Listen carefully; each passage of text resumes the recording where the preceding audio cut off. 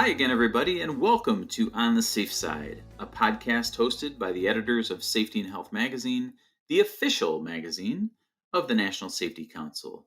My name is Barry Botino, and I'm an associate editor with Safety and Health. And with me, as always, are my fellow associate editors, Alan Ferguson and Kevin Drewley. Fellas, give the big hello to the folks out there today. Hello. Hi, everybody. This is episode number 6 of On the Safe Side, and once again, we're coming to you from our respective homes as our team is continuing to work remotely. Wherever you happen to be listening today, thank you so much for joining us. We appreciate it. We also hope everyone out there is continuing to stay safe and healthy during this time, especially those of us who have returned to work.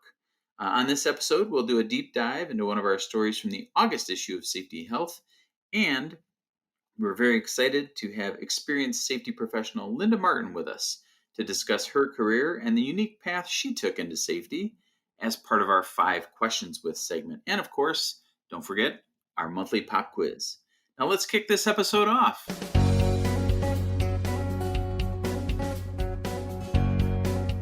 Each month here at On the Safe Side, we take a closer look at a story from the pages of Safety and Health magazine, which we call our Deep Dive segment. This month, Barry writes a story that explores the importance of soft skills, those personality traits, professional habits, or people skills that can be key components to professional development. As we'll hear from Barry, and as we hope you'll read in our August issue, soft skills truly can augment the technical knowledge safety professionals must master and serve as a career booster. So without further ado, Barry, would you please take us on this latest deep dive? Will do, Kevin. Thank you very much. And before we talk about soft skills, I think it's important first to define what hard skills are. So hard skills are those kind of easy to quantify bits and pieces of technical information. For example, do you know how to properly wear your PPE? Do you know how to safely work at heights? Can you pass an electrical code exam?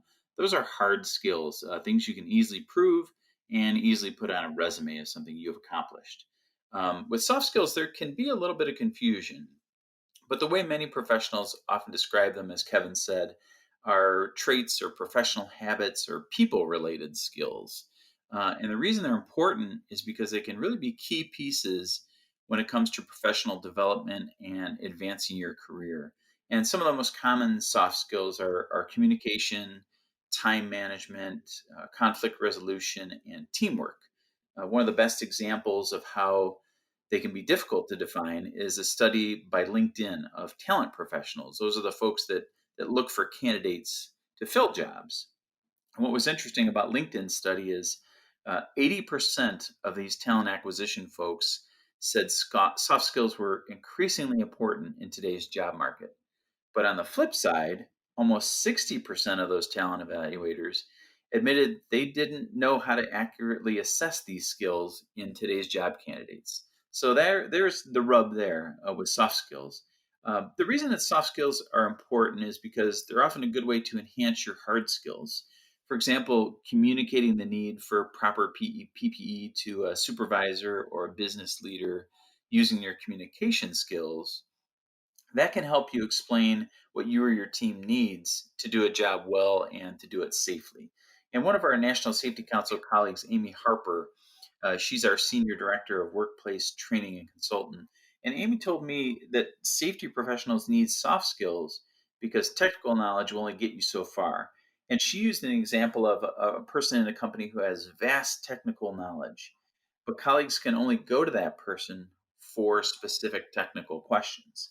And by adding soft skills to your skill set, you make yourself a person who understands things such as managing change or communicating the needs of the safety team to business leaders in your organization, or breaking projects into parts to get them done more efficiently, and influencing others to move projects forward. So Barry, how do you know which soft skills are the most important? Well, Alan, the one that comes up first for a lot of people always is communication. In fact, Safety and Health magazine put together a poll in 2015, and 80% of our readers said communication was the most valued soft skill of them all. And this goes for both verbal communication and written communication. Our readers voted teamwork and collaboration as number 2, and as number 3, our readers voted listening skills. Sources that I talked to also mentioned adaptability. because as we've learned now and at many other times, business is constantly changing. In addition to adaptability, there's leadership, there's integrity, and there's one that I found interesting that was high on a lot of experts' lists was negotiation. And the way negotiation was described to me by one of my sources was that for safety professionals, getting what you need is always going to entail some form of negotiation, whether that need is a specific safety program or a certain amount of money. I recall Amy Harper telling me that negotiation was important in her eyes because she said we rarely get what we want in safety. So having those skills can be a big help. And some other common soft skills can include problem solving, creativity, work ethic, organizational skills, and also attention to detail.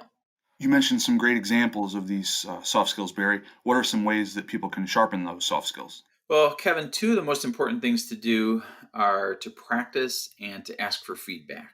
So I'll use communication as an example in this case. Practicing can be as simple as asking a supervisor if you can run a meeting, or giving a presentation to your team, or presenting to another team outside your department. And what this does is it gives you the opportunity to work on a skill that you may not feel totally comfortable with. Not only could you write out a script or write copy for slides as part of a presentation, but you can also speak to a live audience. So, those are some good ways to practice. One of the best ways to start is speaking in front of a small group of peers. That is a folks that you know that will be more eager to give you feedback. Then you can work your way up. You can work your way up to managers or to larger audiences. And when you're taking those steps, each time you want to ask multiple people for advice and feedback. Um, some folks will call this a 360-degree view. For example, you can ask your supervisor or team leader to give you feedback. You can also ask a peer, and you can ask someone on another team that you don't work with directly to all critique you and give you feedback. That way, you get multiple points of view of both your strengths and your weaknesses. Practice is clearly the key, according to experts, and those critiques are very important to building these skills and to developing your career. Another option that I read about is to read books and articles about various soft skills. And I did a search on Amazon the other day, and there are literally thousands of book titles about soft skills. Perhaps even your local library has some of these titles, and you can rent those for free. Also, online sources for career development have a lot of resources, such as job search sites. Colleges and universities have articles, and professional associations. They also write a lot about soft skills. So you can check those out as well. There are even some free online courses, along with YouTube videos and TED Talks that are available too. And those all cover soft skills, various different soft skills. So those resources are definitely out there for folks who want to learn more. Well, thanks so much, Barry, for sharing your insights on this interesting topic. For folks who want to learn more, please check out the August issue of Safety and Health magazine.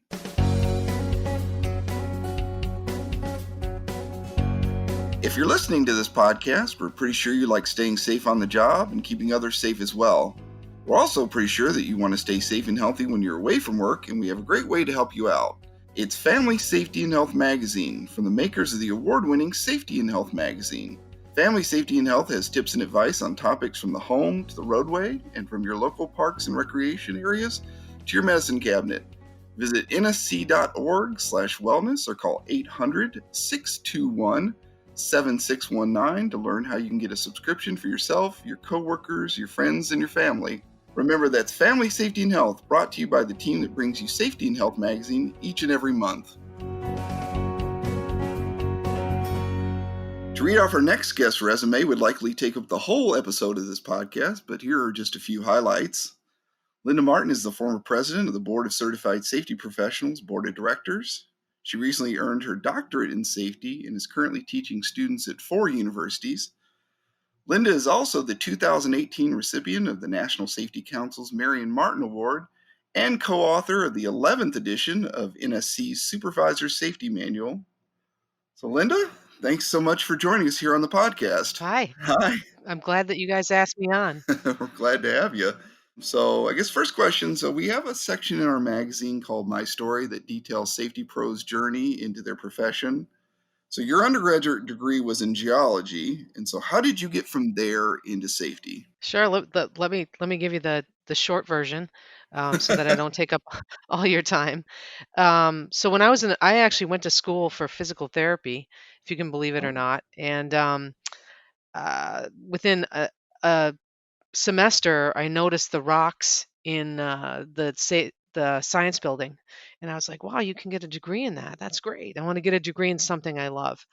And so I got a degree in geology, and I was all ready to go out and be a geologist in the field. And there happened to be no, uh, believe it or not, no jobs in oil and gas at that time. For a geologist, especially as a woman in the early 90s. And so I got into environmental consulting. And if you know anything about environmental consulting, especially in the early 90s when the HAZWOPER standards were kind of being promulgated and put into use, the people were still in that zone of not really protecting employees or not really knowing how to train them to protect themselves. And so I came to safety kind of through exposure. I got a job as an environmental geologist, and I sat on drill rigs and watched them take soil samples, contaminated soil and groundwater samples. And I also was involved in some of the base closures that were happening in the early 90s, removing avgas and jet fuel tanks at Pease Air Force Base. So there was a lot of hazards, as you might imagine, involved in that activity, especially exposure hazards. And so I got really interested in how to protect myself, which is an interesting thing in your 20s. Since in your 20s you think you're invincible. Um, Now that I'm in my 50s, I know that I'm not. And thankfully enough, I got interested in safety and HAZWOPER and use that to kind of catapult me into when I got into project management, into having safety as part of my job responsibilities in my company and also in my practice, doing safety as a consultant for other people. I went from there into being a safety director for a thermal remediation company that did process safety systems all over the world. I've been a safety director for a crane company, and then most recently teaching. So it's been a journey. And I think if I was going to say to anybody else in this field or wanting to be in this field that it's a journey, and whatever journey you take, it's okay. And if you find yourself here and you love it, then stay a while. Well, Linda, as Alan noted in his introduction, you recently earned a PhD in safety. And I'm curious what made you want to pursue your doctorate? So ever since I was a little kid, I was one of those people that was obsessed with books and learning, and I come from a long line of teachers. My grandmother wanted to be a teacher. My mother was a teacher for many years, and I never really saw myself as a teacher until I got into safety, and I wanted other people to know what I was finding out. Um, I started teaching on the collegiate level in 2014. One of the contacts on the board of directors is the board of certified safety professionals, Sherry Marcham, had introduced me to Columbia Southern, and I started teaching in their bachelor's program. And it was at that time that I just kind of found my niche, so to speak. I loved telling people what it was like in the field, helping them see the light when it comes to implementation versus book learning. And so I set my sights on the PhD. I wanted to teach in the master's level, and you need a PhD to do that. Um, so I just went for it. As we also mentioned, Linda, you're now teaching at 4 universities. So, with that, what are some essential skills that safety professionals need to learn? Everything, right? I mean, we teach a lot of book learning in the bachelor's level, and we don't teach a lot of soft skills, which I think if you follow me on LinkedIn, I'm very much about the soft skills and teamwork and collaboration. And so I think essential skills you can learn the ins and outs of the regulations from school, and you can learn the ins and outs of the concepts. But you really can't learn implementation unless you're learning from somebody who's either doing it right now or somebody who's actually done it in the field before. So I think if I would pick any essential skills, I would say soft skills, and I would also pick how to really implement those book learning concepts into reality, because every team that you're going to work with, every work team, every workplace, every industry is going to be different. That's kind of what I try to bring to my teaching, and I also try to bring an openness to my students that they can connect with each other, and connect with me and become lifelong colleagues. So, what are some of the ways that you can help your students kind of bridge that aforementioned gap between the classroom and the job site? Or what can companies or more experienced safety pros kind of do to help their younger colleagues kind of bridge that gap?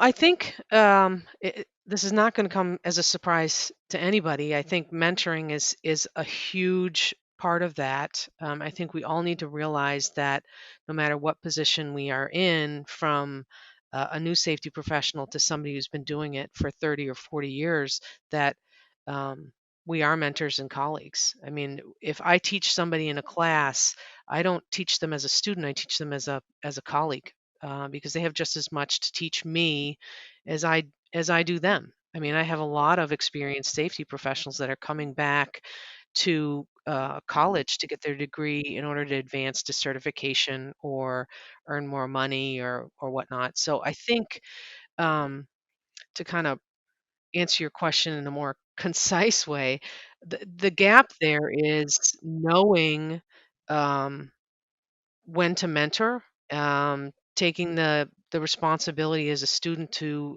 get an internship, and to not be afraid to ask questions or connect with people. I think people are always surprised that I actually do answer my email, and I do make phone calls. I do make phone calls to people I don't know, and I talk to them for hours. And I'm happy to do it because I think I really want to be invested in the future of safety and the profession. Linda, we all know that safety can be an extremely tough field and it can be hard on safety pros, both mentally and physically. An interesting thing that you do with your LinkedIn account is that you've tried to spread some messages of positivity, as you say, to safety champions, safety professionals, and students of safety in all ages. What can safety professionals do to lift their spirits, especially in times like this and been very difficult for a lot of professions? Good question. I have have been at home like everybody else during this pandemic, and spending a lot of time on LinkedIn trying to spread positivity because I see a lot of people out of work, and or being furloughed. And so, I mean, I think we have a responsibility to each other to band together and to encourage each other to get jobs, to find jobs, to still talk about our practice while we're waiting.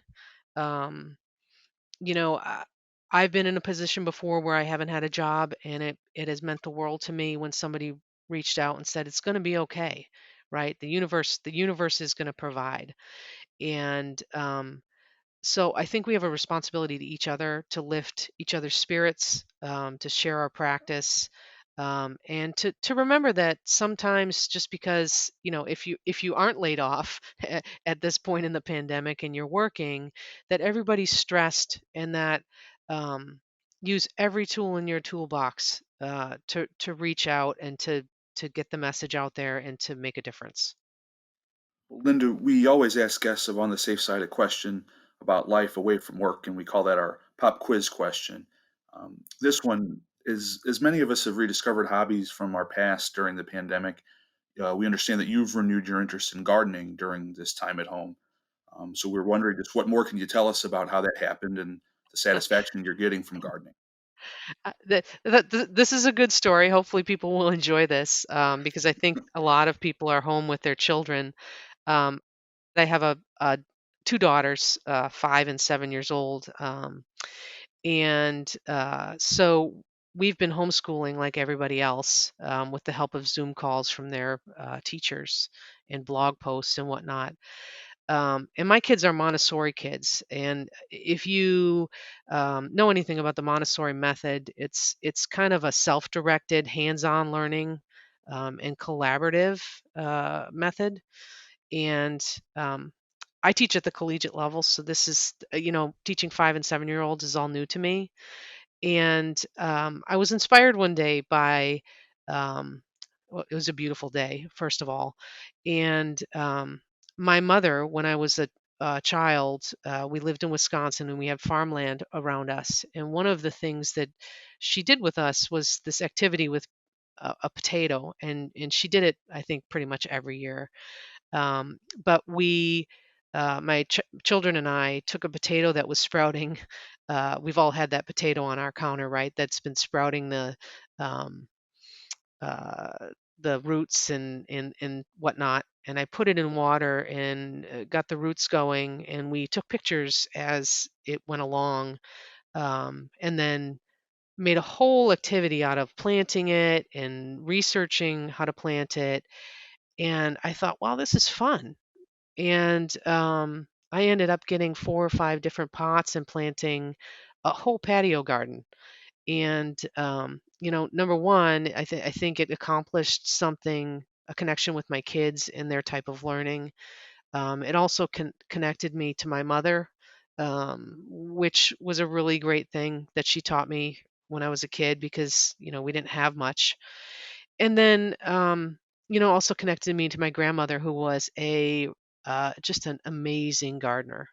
And so I teach in the mornings and grade papers in the mornings, and in the afternoons I sit on my patio and I write, and I actually sit among my garden, which is now blooming. It's pretty cool. I have cucumbers, carrots, snap peas, beans, asparagus, strawberries, and many different kinds of herbs. And it's just cool. It's a connection. It's a connection both to my family, in the past, my mother in the present, and my children for the future.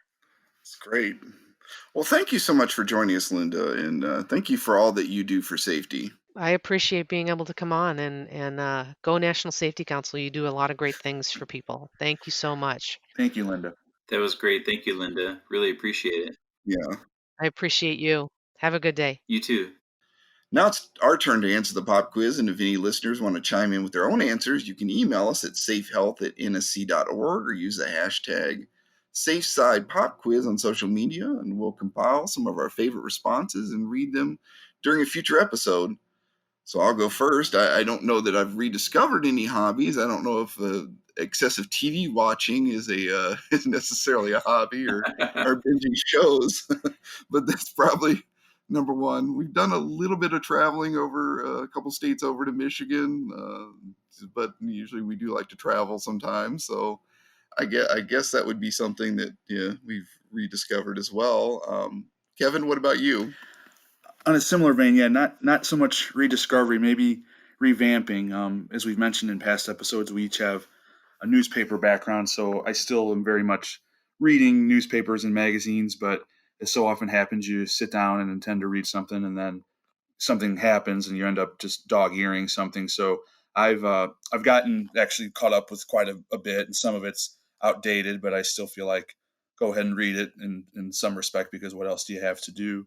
But yeah, catching up on some reading and not so much journaling with it, but trying to sort of make it to where I'm not just checking a box. So if I read something and a statistic or a note sounds of particular importance or just stays with me, I just scroll it down real quick in a notebook and just sort of, like I said, not you're not checking a box, you're just sort of reading it with a little bit of a purpose. And by extension of that, the arts and entertainment section have the jumble and the jumble crossword. So I've sent away for some of those little books. Just it's something to do here and there. Well, for me, I have discovered a couple different podcasts, but I'd say the biggest thing that I've discovered is I have rediscovered my old baseball card and sports card collection in the basement. I probably have upwards of 10,000 cards. They've been stored away for decades. And at one time, I had every Topps baseball card made from 1978 to 1990. And it took a heck of a lot of trips on my bike to the local drugstore in Joliet to get those when I was growing up here in suburban Chicago. So that's been a lot of fun, just going through my old cards, um, actually passing some along to friends who are fans of certain teams, just mailing out a few here and there. And also just going through them again is kind of fun. It kind of brought me back to why I enjoyed kind of getting them as a kid and putting all those sets together. So it's been a lot of fun. We want to say thanks to everyone out there for spending some time with us today. And remember, if you want to keep your employees, your colleagues, and your family members safe, we have just the publication for you, Family Safety and Health. Each issue is packed with helpful tips that will keep families safe at home and in the community, along with informational articles about your health. To get a free copy or learn more, visit nsc.org/wellness or subscribe by calling 800-621-7619. In the meantime, feel free to tell a fellow safety pro about this podcast. If you'd like to share some feedback, email us at safehealth@nsc.org. To find stories such as Barry's soft skills article and all the latest news about safety and health, visit us online at safetyandhealthmagazine.com.